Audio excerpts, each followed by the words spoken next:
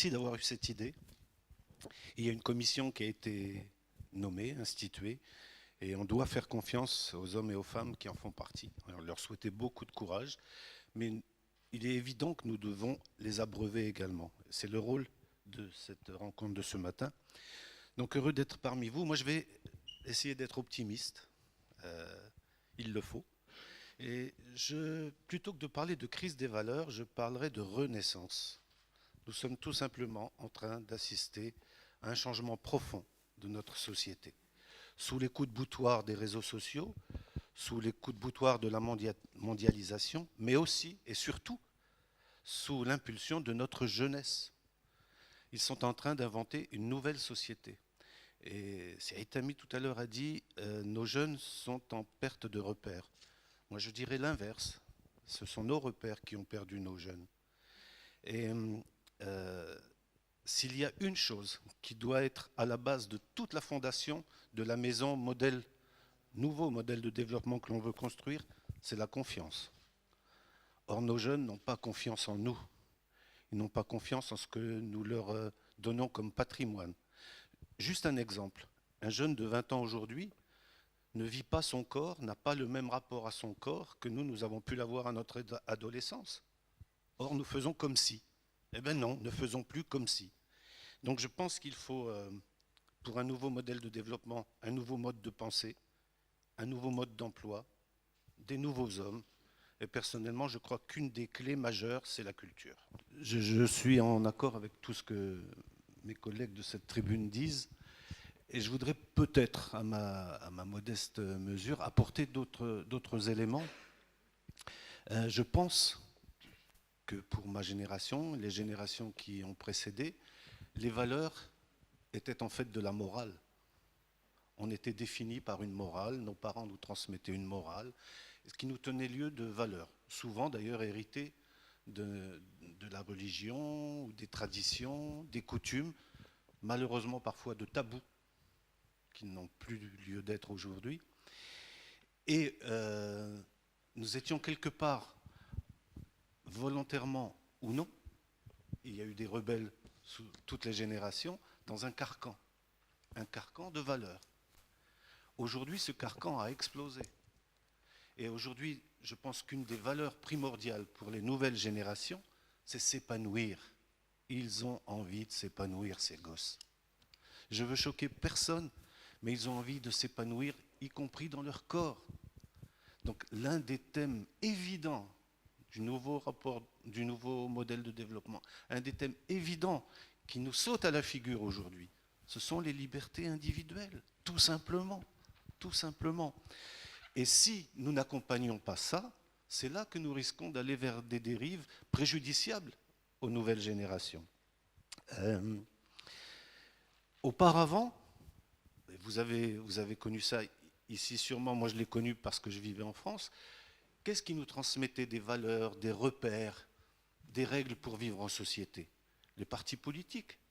Dans les meetings, rappelez-vous, ces grands tribuns qui délivraient des messages et qu'on remportait avec nous dans notre poche. Où sont-ils? Les meetings politiques n'attirent plus personne, sauf les militants. Les syndicats, les grandes organisations de jeunesse, les maisons de jeunes. Vous avez fréquenté les maisons de jeunes? Vous êtes allé voir dans quel état elles sont aujourd'hui?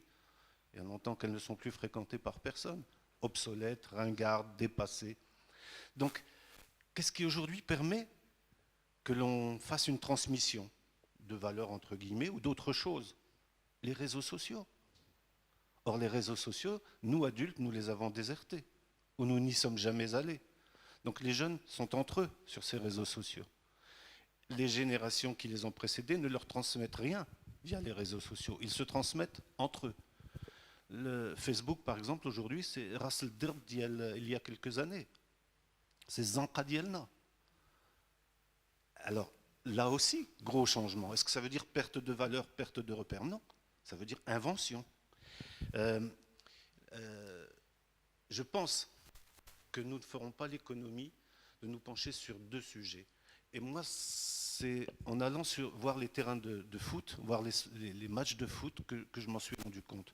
Aujourd'hui, outre les réseaux sociaux, quels sont les grands lieux d'expression de notre jeunesse?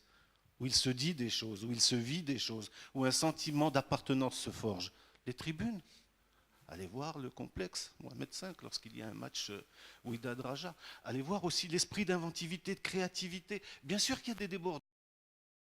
Les chansons de rap, il y a des débordements. Parce que nous en sommes à la phase d'apprentissage. Qui maîtrise aujourd'hui tous ces outils? Les jeunes eux-mêmes sont en train d'exercer leur première expérience.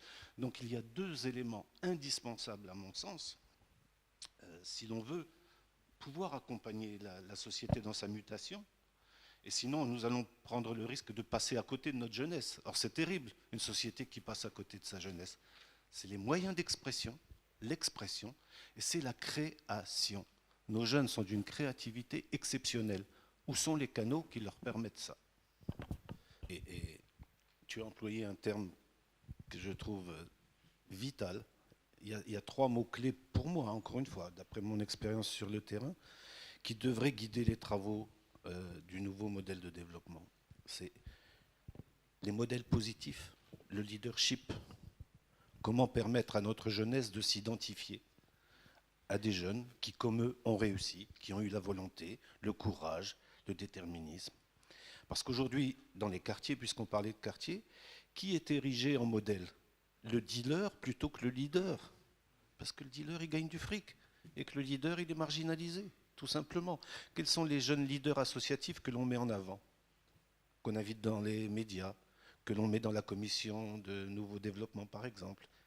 Un jeune de 20 ans ou une jeune de 20 ans dans cette commission n'aurait pas dépareillé. Donc trois mots. Les modèles positifs, la culture, j'y reviens encore et toujours, et le sport. Vous parliez, madame, des espaces. Avez-vous vu les nouveaux quartiers que nous construisons à notre population? Où sont les espaces? Les espaces de rencontre, les centres culturels, les terrains de sport, les parcs, les jardins où les mamans peuvent descendre avec leurs gosses en bas âge. Rien que du béton et du bitume. On est en train de faire l'erreur que la France, qu'on connaissait bien, nous, à cette époque, a fait dans les années 60. Le sport, non seulement porteur de valeurs, mais porteur de talent. Si vous saviez le nombre de jeunes talentueux dans les quartiers, sur les plages, le dimanche matin, allez voir. Or, nous, on a fait du sport, du fric. Du fric. La culture. Ben oui, la culture. Qui l'a fait vivre la culture aujourd'hui? Les artistes. Il y en a un, là, parmi nous, Joc. La jeunesse. Les femmes.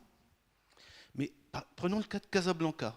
Que fait la ville de Casablanca en matière culturelle? Que fait-elle de son colossal budget en matière culturelle? On a un nouveau théâtre qui, depuis 6 mois, attend qu'on l'ouvre. Je vais vous citer un tout petit exemple, mais tellement révélateur de ce qui se passe et du changement de notre jeunesse.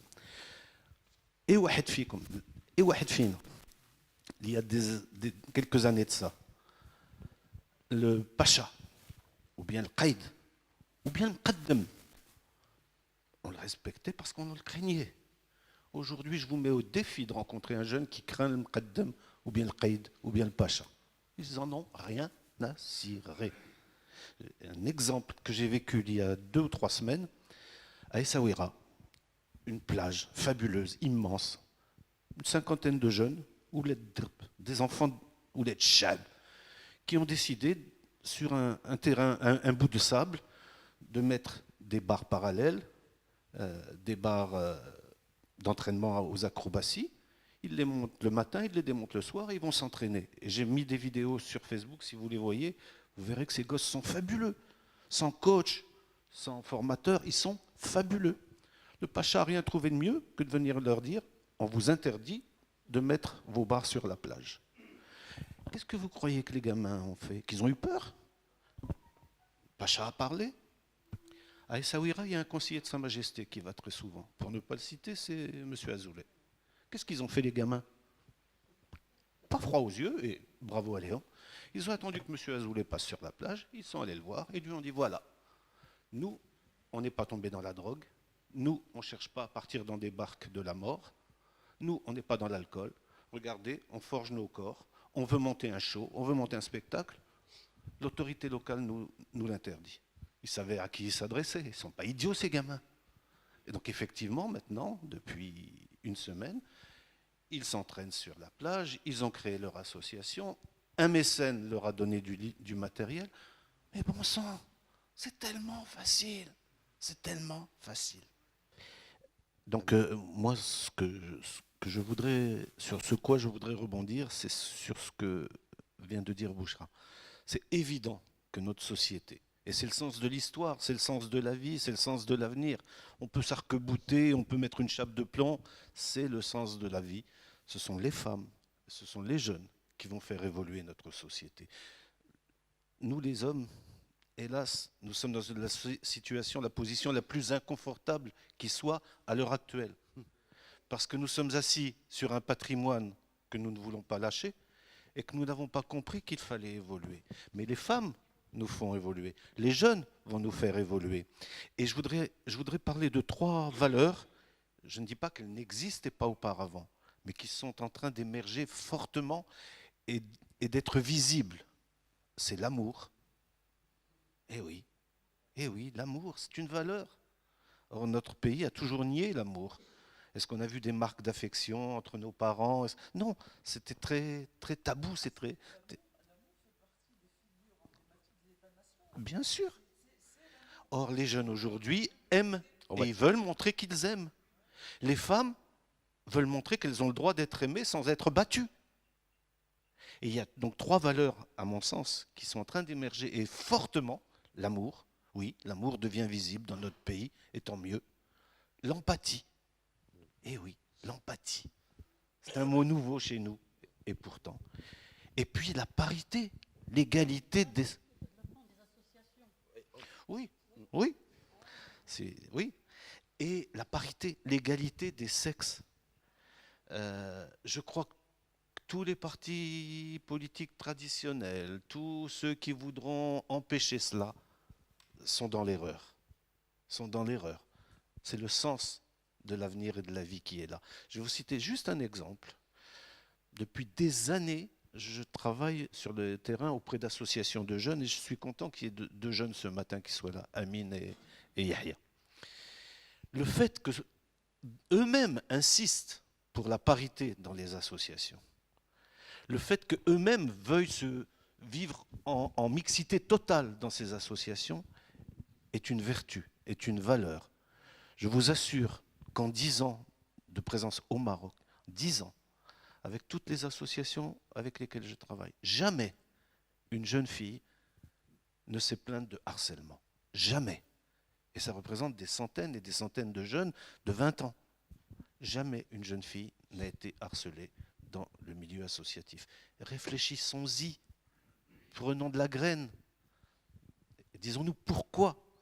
Et je suis sûr, encore une fois, que c'est par ça, par ces valeurs, amour, empathie, parité, égalité, que nous ferons évoluer notre société. Pour rebondir sur tout ce que viennent de dire les amis, je vais peut-être même être encore plus extrémiste, si tant est que ce soit extrémiste que ce qu'a dit si Shakib en termes de cycle. Il a dit cycle court, moi je dis cycle immédiat. Immédiat. Oui, il y a urgence.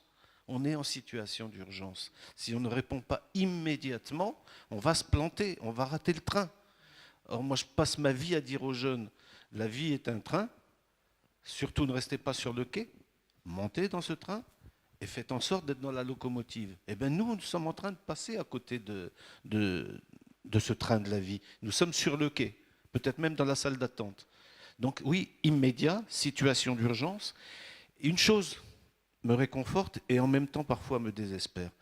Si on met en écho les discours de Sa Majesté le Roi et les attentes de la population, on trouve que l'adéquation est parfaite, sincèrement. Ce que dit Sa Majesté dans les discours, ce que désire la population sur le terrain, c'est en parfaite adéquation. Alors où ça pêche? Ben, c'est entre les deux. Et donc la question, cher Bouchra, qui va se poser, ok, nouveau modèle de développement, avec qui et comment? Je suis persuadé qu'il ne faut pas faire l'économie, que ça sera douloureux, mais qu'il faut en passer par un renouvellement total. Pour terminer donc sur cette valeur travail, moi je dirais qu'à l'heure actuelle dans notre société, la valeur travail, elle est biaisée, minorée.